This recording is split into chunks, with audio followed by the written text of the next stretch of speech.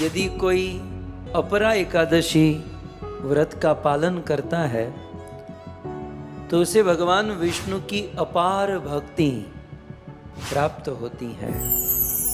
उनके जीवन में भक्ति में, सेवा में श्रद्धा की वृद्धि होती है। यदि भगवान विष्णु की कोई पूजा करे, अपरा एकादशी के दिन भगवान विष्णु की पूजा करने से अपार धन की प्राप्ति होती है। पद्म पुराण में लिखा है कि ये अपरा एकादशी मोक्ष तो देती ही है, ये एकादशी भक्ति तो देने वाली है ही, लेकिन यह अपरा एकादशी का व्रत भौतिक सुख और धन आदि भी प्रदान करती है। बड़ा पवित्र दिन है, ज्येष्ठ मास कृष्ण पक्ष की एकादशी, जिसे अपरा एकादशी कहते हैं। अपरा एकादशी तिथि है। अपरा एकादशी की महिमा यदि आपको कहूं तो अपरा शब्द का अर्थ होता है अपार। अपरा शब्द का अर्थ होता है अतिरिक्त। एकादशी का जो नाम है अपरा एकादशी, इनका नाम ही इनका गुण है। पद्म पुराण जैसे अनेकों ग्रंथों में इनकी महिमा बताई गई है। यदि कोई अपरा एकादशी व्रत का पालन करता है तो उसे भगवान विष्णु की अपार भक्ति प्राप्त होती है। उनके जीवन में भक्ति में, सेवा में श्रद्धा की वृद्धि होती है। यदि भगवान विष्णु की कोई पूजा करे, अपरा एकादशी के दिन भगवान विष्णु की पूजा करने से अपार धन की प्राप्ति होती है। पद्म पुराण में लिखा है कि ये अपरा एकादशी मोक्ष तो देती ही है, ये एकादशी भक्ति तो देने वाली है ही, लेकिन यह अपरा एकादशी का व्रत भौतिक सुख और धन आदि भी प्रदान करती है। अपरा एकादशी के दिन भगवान विष्णु के 5वें अवतार भगवान वामन की पूजा का, भगवान वामन की कथा श्रवण करने का अधिक फल है। यदि कोई व्रत रखता है, निर्जला सजला सफला, तो ऐसा कहते हैं कि उसे अपार पुण्य की प्राप्ति होती है। अपरा एकादशी के व्रत के प्रभाव से एक तो उनकी लोक में, संसार में प्रसिद्धि होती है, जो आपको नहीं चाहिए। आप लोग तो अमानी न मान देना, लेकिन जो अभी भी कुछ लोग को लाइक चाहिए, फॉलोवर्स ज़्यादा चाहिए, प्रसिद्धि होती है। ये बाई प्रोडक्ट है, मतलब इसके लिए तो कोई मेहनत नहीं करता, लेकिन अपरा एकादशी का ये फल है कि लोक में प्रसिद्धि होती है।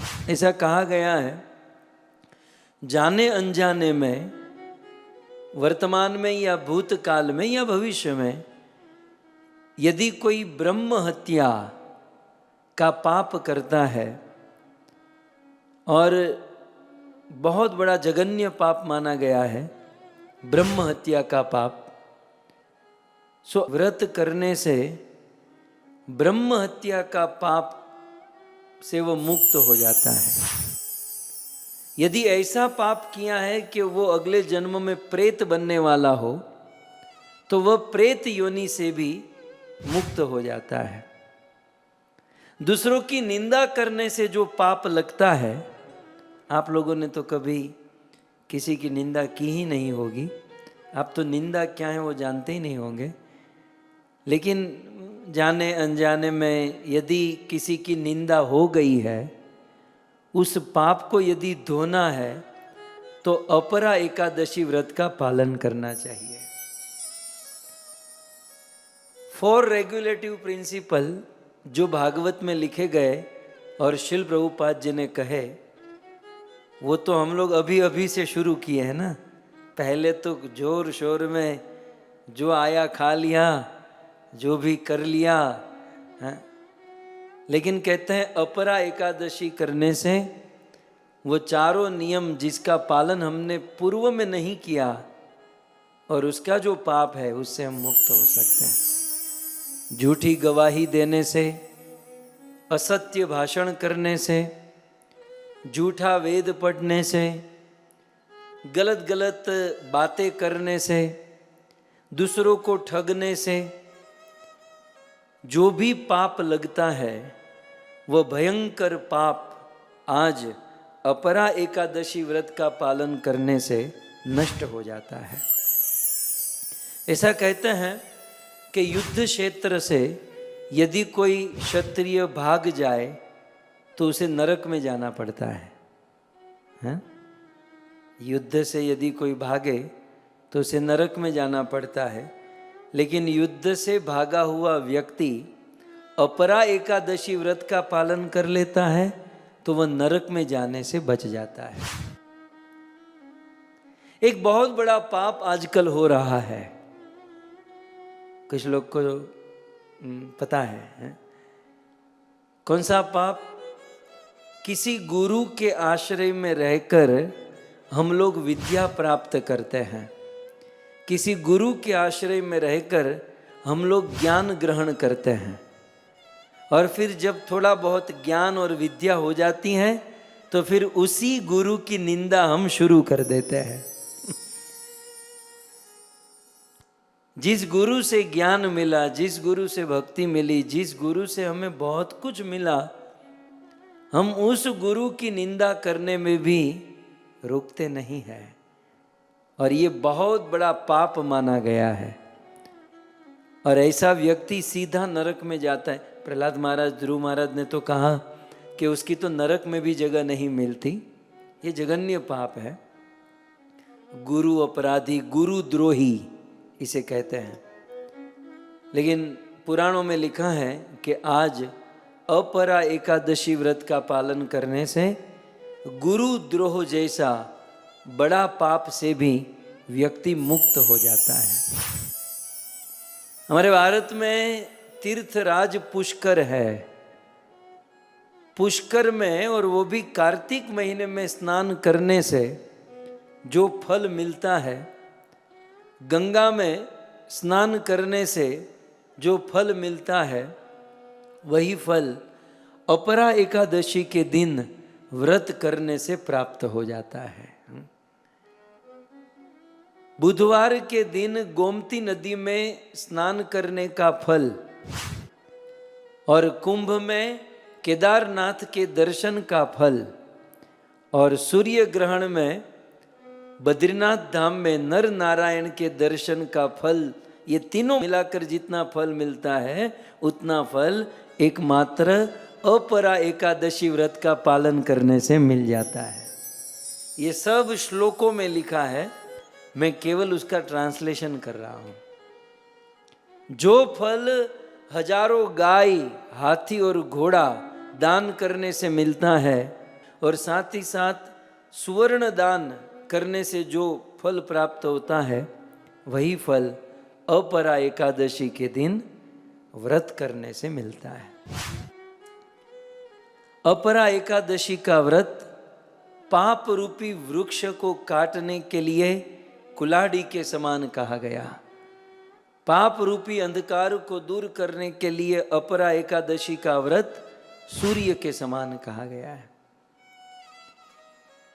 पद्म पुराण में कहते हैं कि इस अपरा एकादशी के व्रत से व्यक्ति को वर्तमान जीवन में जो आर्थिक परेशानी हो रही है उससे राहत मिलती है, यदि अपरा एकादशी व्रत का पालन करता है।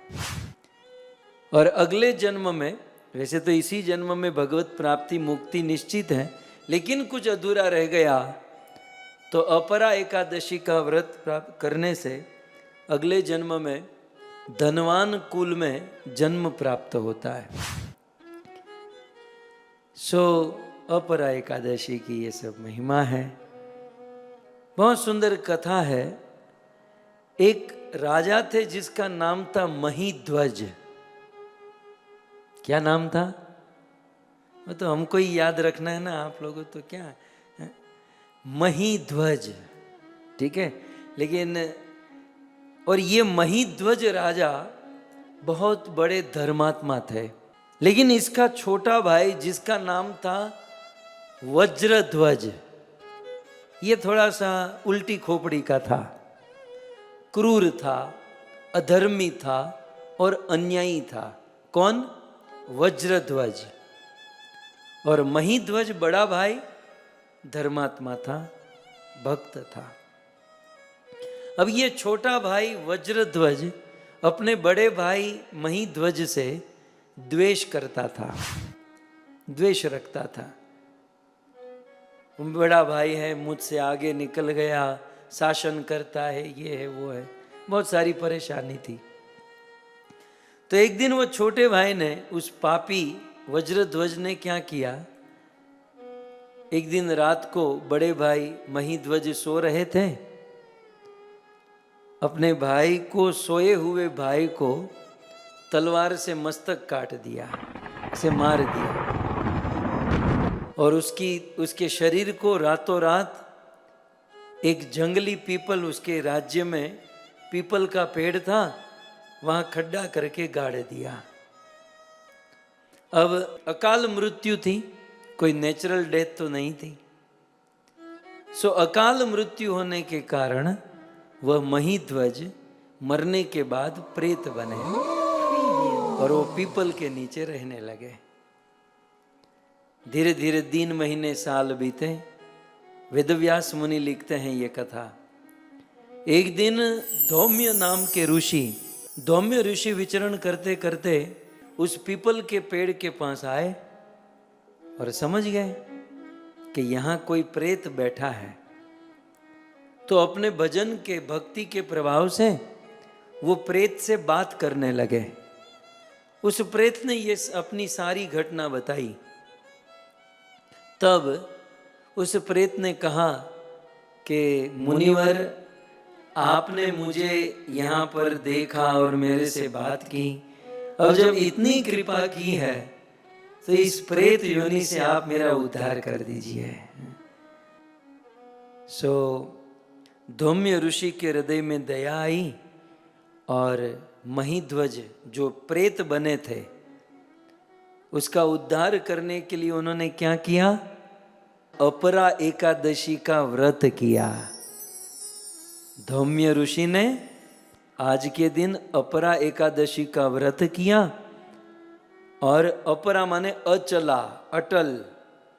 और व्रत करने के बाद द्वादशी के दिन इस अपरा एकादशी के व्रत का फल उस महीध्वज, उस प्रेत को प्रदान कर दिया। और जैसे ही वह फल महीध्वज को दिया, उसके देखते ही देखते उस महीध्वज की प्रेत योनि से मुक्ति हो गई और भगवान के धाम वैकुंठ में चला गया। ये अपरा एकादशी जो रहता है उसे तो लाभ देता ही है, लेकिन अपरा एकादशी व्रत का फल हमारे स्वजन, मातृ, पितृ, बंधु उनको भी प्रदान करता है। सो अपरा एकादशी के दिन हो सके तो निर्जला, न हो सके तो सजला, सफला, या कुछ न हो सके तो अन्न न खाकर, फराल खाकर अपरा एकादशी व्रत का पालन करना चाहिए। और अपरा एकादशी के दिन भगवान वामन की सेवा पूजा करने की महिमा है।